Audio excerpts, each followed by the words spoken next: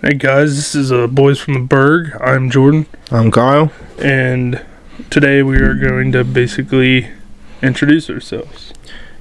So, me and Jordan are from a small rural town, Martinsburg, Pennsylvania. We've lived here pretty much all of our lives. Grew up here, grew up together somewhat. I mean, he's a little older than I am, but not by much. So Jordan's going to go ahead and tell you how we got into this podcast. So basically how it started was we were just late. It was late at the hall, and we were like, let's just do a podcast. Like, we were talking about some of the guys we watch in podcasts, and then all of a sudden it's just like, let's do it. So at night, or the next day actually, we decided to go and go online and look what we needed. And then the next day, which I think was a Monday anyways, the next day we basically went and ordered everything we needed. Like, everything. We got a camera, we got the mics, we got basically all of our stuff, our recording stuff. Yeah. We got it all within that computer. Within 4 days, we've had it. And today we decided let's do it. How about it? So, what we have in line for the podcast,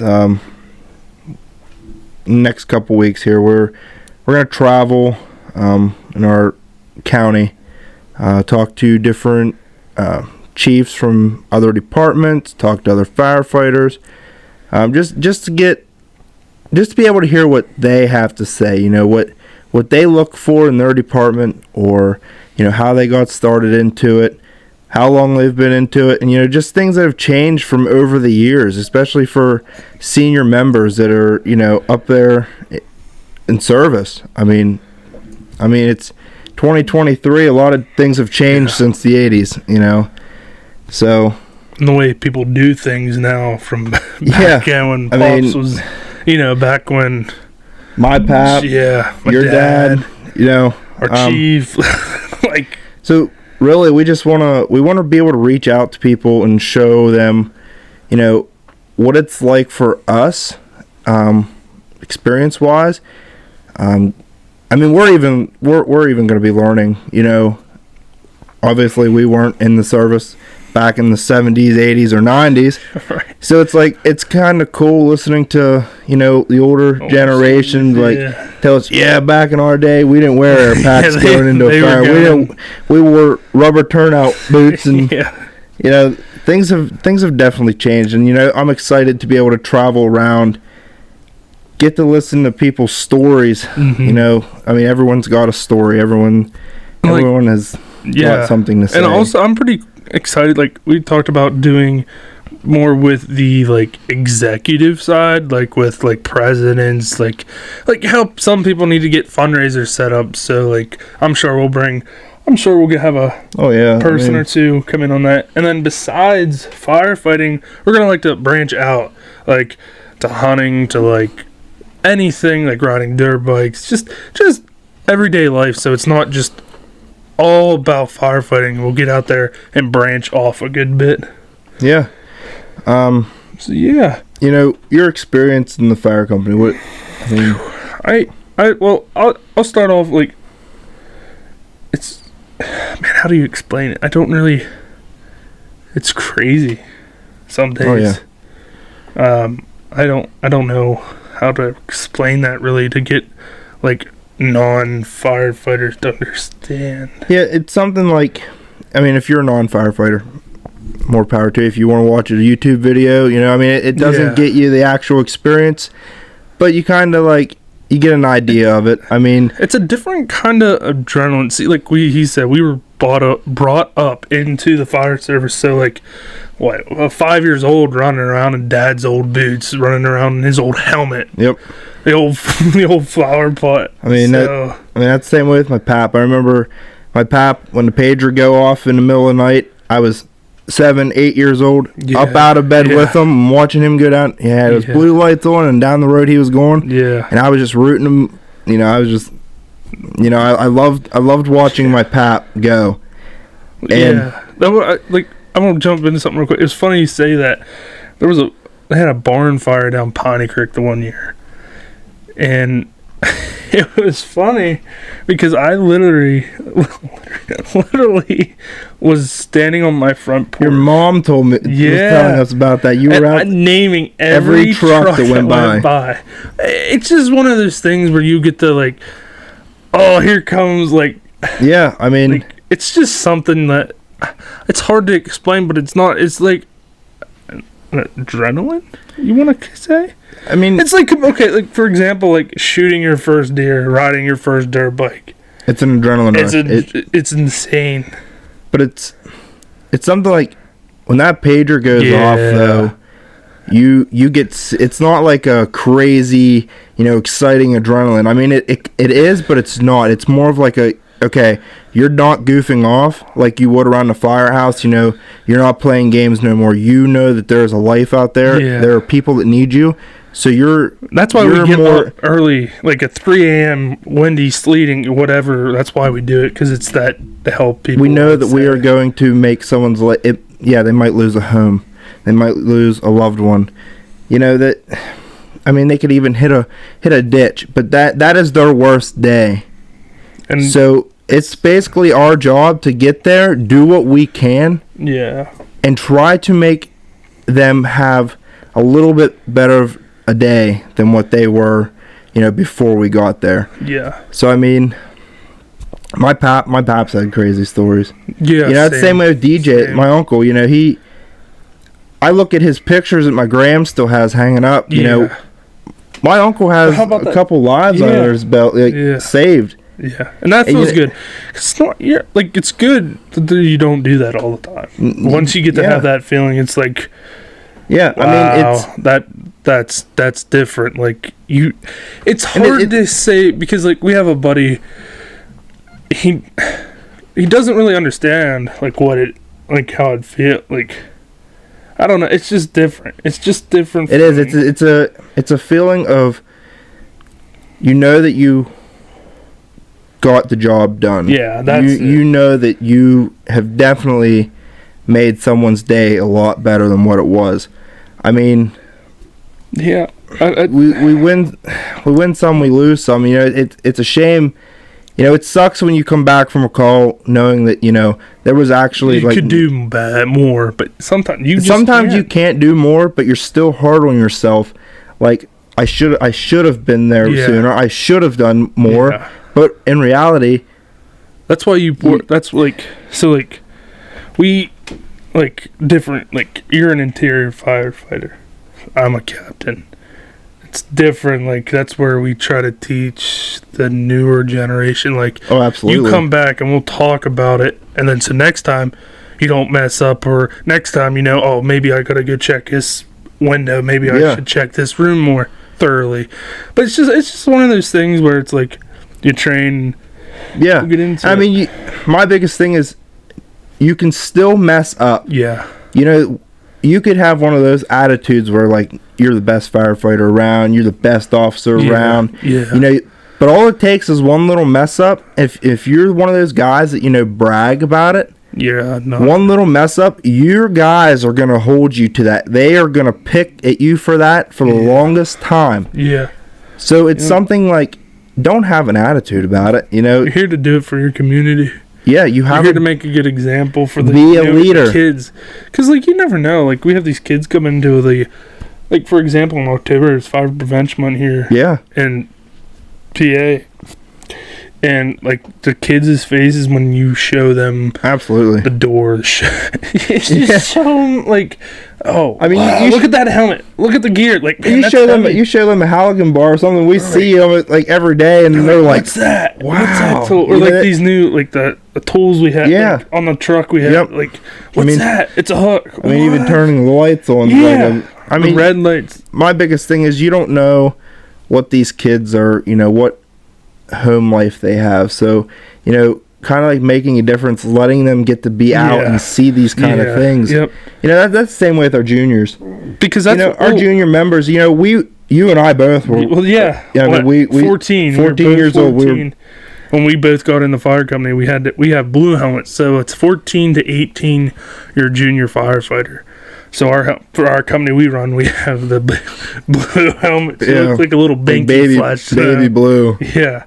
So all right, that's a junior member. But then you have to take classes, and then you turn 18, and then you can get whatever you want. Yeah, I mean, you can do anything from truck ops to engine ops.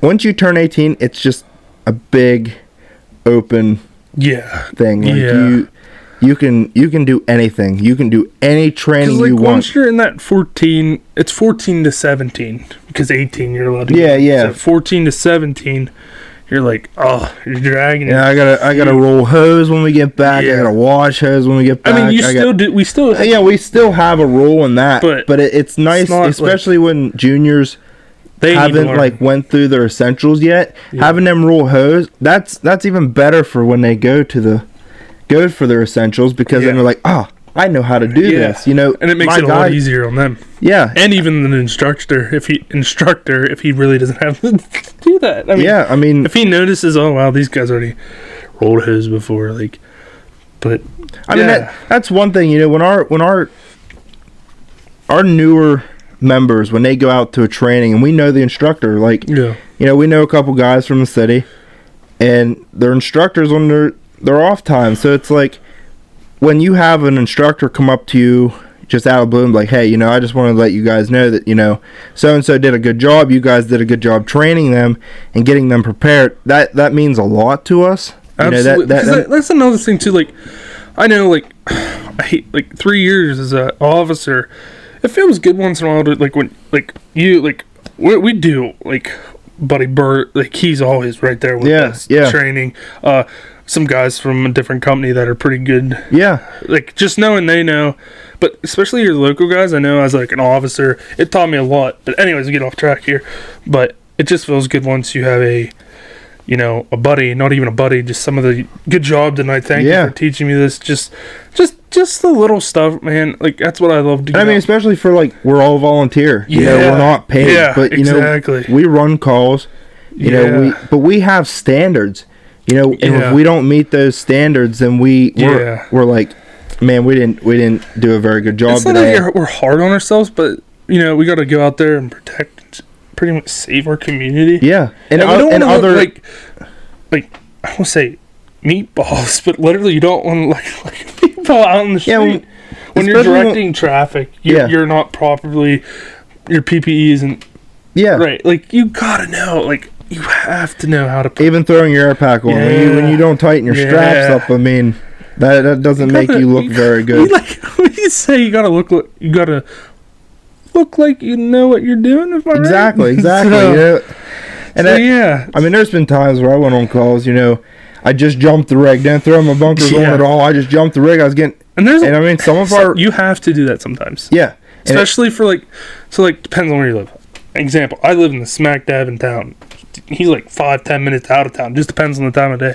6. So there's a difference. Yeah, exactly. 6 minutes. Exactly. So there is a difference to where in 2 blocks, I'd say, compared to almost. It depends on the traffic. Some days I can make it here in 3 minutes. The next day I can make it here in 15 minutes, depending on traffic. Yeah. During the rush hour, after I get off work, I could be here in 10 minutes. And that's it's hard. When you're first on scene, for example, there was a house fire. We'll talk to this and we'll move on to something else after this one. Yeah. But, for example, this was out in a different county, a local county. We run out a good bit to, it was just one of those things where it's hurry up. But at the same time, I know that guys got to go get their gear on. Guys got to go get ready, get in their truck, equipment, and like I said, engine tank or whatever. And then they got to come to the scene. That depends on where you're at. That could be a 15-minute ride. Depends on for some. That's someone's first due. Yeah, that could be someone's first due. 15 minutes. That's the thing that our response time is phenomenal. Yeah. If especially when our truck, our ladder truck gets out the door, even if it has 3 guys on it, that know what they're doing. That know what they're doing. Absolutely. We're not gonna just send Joe Schmo and his buddy Billy Bob. Yeah, just joined on. You have to know what you are doing. And for the Chiefs to feel comfortable for like if they're not there for an officer. Yeah, like me and absolutely. Didn't make that decision. That kind of like, okay, they know what they're doing. Yeah, like they don't. Some companies just want the ladder. That's like, I mean, some companies don't need 20 guys. Some guys just need the ladder truck. The ladder. That's they all can need. supply like Christmas Day. Yeah, Christmas Day, man. We were like, just meet us there. I said they just want the truck. There's 3 of it. Like, I'm not saying look at us. We're veteran. No, we got so much to learn. That was the day I was over at my fiance's house. So it was like Christmas, and he's like, hello. I was like, what are you doing? Sleeping. You want to get to the fire?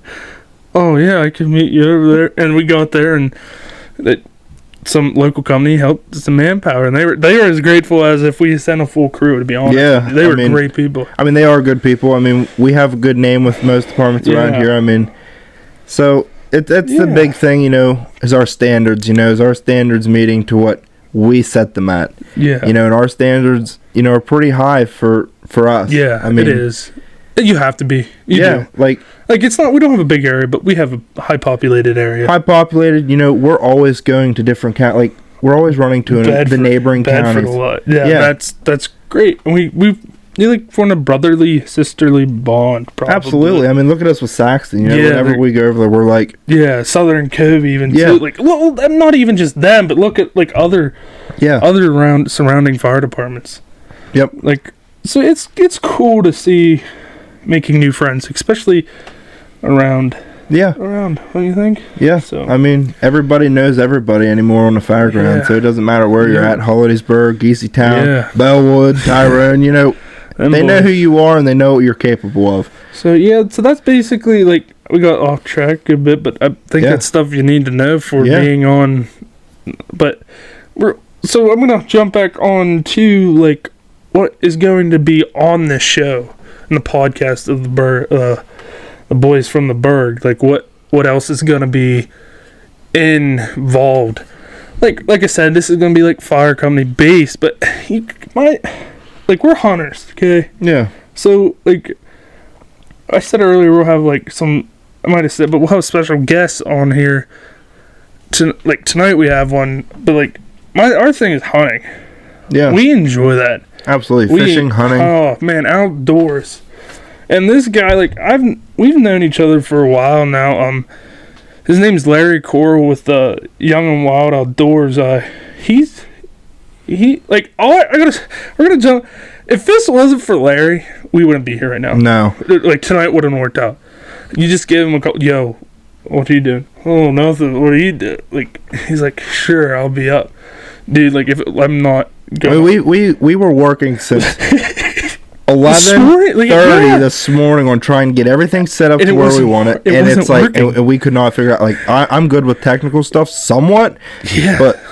Bro, like Larry, he was just one call away. He came and he had it fixed within 15 minutes. Probably. Yeah, and I'm like, wow.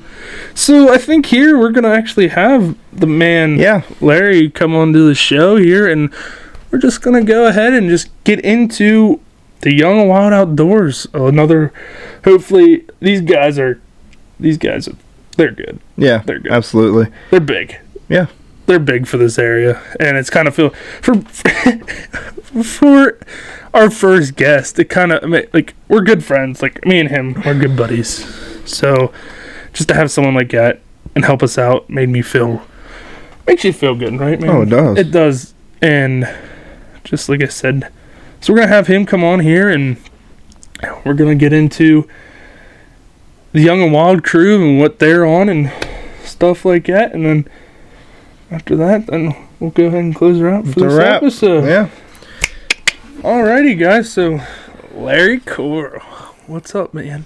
Not a whole lot, man. I just want to say thank you for having me on the show. Absolutely, First man. show. I mean, it's a pretty cool setup you guys got here. I like what you guys are doing. I appreciate it. We just want to say, like, me and Kyle, we want to say thanks for everything today. I know it was just last minute. I know you had some plans you had to do with the Young and Wild. You guys got some big things ahead, I know, and like I said, we apologize for that, but we just want to say thank you for getting this started. Thanks. Yeah, I mean, just thanks. Yeah, no problem. I mean, like, when a friend needs a hand, Yeah, you gotta be appreciate there it. for them. So what we want to know is like, tell us about yourself. Like, you grew up local, like stuff like that. yeah, so I grew up here in Martinsburg as well, and hunting has always been a passion of mine and something that I've always wanted to do, all the time actually. And even though I'm a teacher, I still make a lot of time to go out into the woods, and we have a crew that we've put together over the past 2 years, and we've been getting somewhere with Young and Wild Outdoors, and we have a couple sponsors, and things have been going really well. Yeah, And, we'll put his YouTube channel in the description down below. So go ahead and run over and give that big old thing a like and subscribe. Yeah, like and subscribe to the channel, Young and Wild Outdoors. I like it. So, what started Young and Wild? Like, what really was like, yo, let's go out? Like, me and Kyle one night, we're just like, boom, let's go. Is that basically what happened? Yeah, I mean, it was over a couple years. A good friend of mine from high school, him and I tried to, get into the filming and stuff when we were younger. And as kids, like, not having a full-time job, just working on the side and getting some cash here and there, especially like early on in high school, like you don't have the money to do it. And it's tough. Like, I'm sure there's other guys out there, kids even my age, that are trying to get into filming hunts. And it's one of those things where it can get a little bit pricey when you talk about cameras and stuff like that. But just from a young age, I was introduced to hunting by my dad and my grandfather, and I fell in love with it from the time I was basically born. Yeah. My dad would come home from the mountain and be showing off his deer or anything, or my pap would be making jokes about, who shot the bigger turkey or whatever. Yeah. And then from there, it just took off, and it's something that, I have a really big passion about, but it's one of those things where I'd like to continue the legacy, and, it's a family tradition, and with hunting and filming, it doesn't get much better than that, because you can look back in 20 years from now, even if we don't go any further than what we already are, with this whole thing that we have set up, and look back at these videos and say, man, that was a good time. Just today, there's that one video. Like I said, you'll have to go look at his YouTube channel. Like me just describing it, it just shows you from, like, the stuff was good. Like, I'm not gonna lie, it was great back then. But compared to what equipment we just upgrade, just little by little, man, it gets better. And that's what I hope we do here. But your dad's involved with it. Yeah. So my dad's involved. I have two good friends, Alex Summers and Weston Newswanger, and then my girlfriend, Jocelyn Ebersole, and her dad helps out at times too. And it's something that gets the whole entire family involved. It's not like it's just a me show all the time. Yeah. And that's something that I really enjoy, to be able to do it with family and friends, and not necessarily just because you're in front of a camera and you're trying to act professionally, but you go out and to the outdoors and have a good time with everybody, and it's a memory. You make memories doing it, and that's the thing. It's not like a job where you get paid and you go to the job every single day, and you come home. Like, those hunts, every single hunt that I've ever been on, I could tell you a story from, and to me, that's what it's all about. Yeah, absolutely. Family, friends.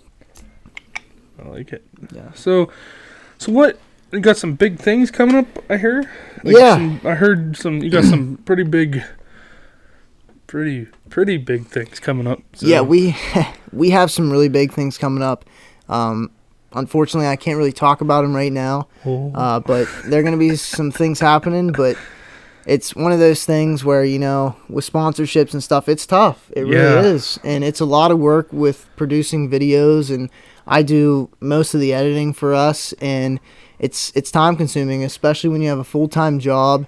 And outside of that, I coach as well, because I'm a teacher. I coach football and baseball, but it's one of those things where it's a lot of hard work and it's dedication. But if it's something that you love and enjoy, it's not really a job. It's more or less a hobby or something that you just really enjoy, that makes you want to continue doing it. Yeah, I feel like that's what, I guess, like, so, like, I like to go out in the woods and just sit. Like, I'd love to shoot something, but just being out there, I'm sure with your friends, like, me and Kyle, we went this year, just being out there, we took two local boys we know with us. They're in the fire company, It was hilarious. Like, I had so much fun. One kid of thought rolled down in the back. Every mountain his buddy was going. So it's just, it was just, it's just fun to see. You just, like, gotta remember, you were in those kids' shoes once. I'm sure you know how it was, like, being a teacher. Oh, yeah. I mean, they're, in, like, I'm sure they bounce all over the walls with you. Oh, absolutely. I mean, it's, you know, it's... So, what advice would you give someone that, you know, really never had an experience growing up, being able to get out into the woods, but wants to get into it? Like, what advice would you give them to start out? So for somebody starting out, especially in the hunting, it's one of those things where, you know, you don't always have to have the best equipment. You don't have to have the fanciest clothes, considered the best camouflage. You know, you can kill any deer or go hunting. It doesn't even necessarily have to do with harvesting an animal. You can go out and have fun without having all that high-tech equipment and stuff like that. And just to get into it, it's one of those things where, you know, you can go and pick up a used bow or a used gun for $200. Yeah. Like, it's one of those things where the sport can be expensive, but in reality, just to do it, you don't have to spend that amount of money. Right. And it's one of those things, once you have that first experience, especially when you do it with somebody else, it is a life-changing experience because it makes a memory that you will never forget. Now, where's, like, for, let's just say a kid wants to get into archery hunting, where's a good place to go get a bow? Who's a nice guy to talk to? So we work with Blue Jacket Archery up. It's up towards Punxsutawney. Yeah, It's actually pretty much right in Punxsutawney.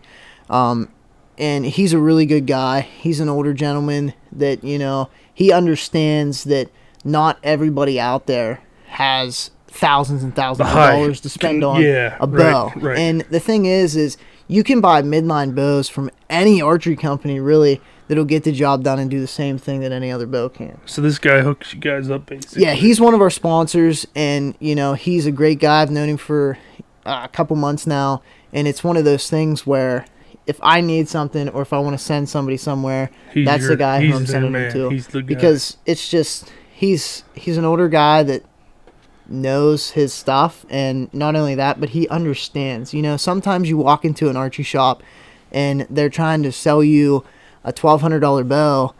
In reality, you're a 17, 18-year-old kid that, you know, is in high school or just got out of high school, and you're just looking to get into the sport. But at the same time, when I was 17, 18 years old, I didn't want to spend $1,000 on a bow. Right. You know, like, I did want to because that's what I was into, but I couldn't do that. Yeah. Like, I couldn't afford that. Yeah. So it's one of those things where if somebody's interested in getting started, I'd send them to Blue Jacket Archery. Like, for example, like, this year was my first time with a compound, and me and Kyle, we went out on a hunt, evening, windy, so I'll get out, and we got set up. It was warm. It was like, why are we, like, we got out of the truck, looked at each other, and we're like, what are we doing here? Like, why are we hunting? It was so windy, like, let's just go. You know, it's early. You know how it is, early season archery. Let's just go. Let's get out of the house. Yeah. That time, you know, working 410s, and he's working 410s. We're pumping out in the woods. Sure enough, man, I was walking with the wind, and I thought I jumped something, but no, they were coming to me. Yeah. She was in the back, or right in the middle, and I missed her, and then she gave me another opportunity. That's different. That's something maybe we could maybe get you guys into. Maybe have to come on the show and tell you that story. But ended up getting my first deer. And how did that feel?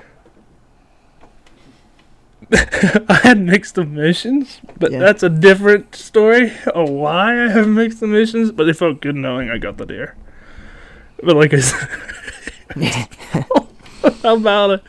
It was good. But like I said, now, besides your dad and your girlfriend, they're Weston and Alex. Those guys seem like they're cool cats. Yeah. So I had met those guys a couple years ago.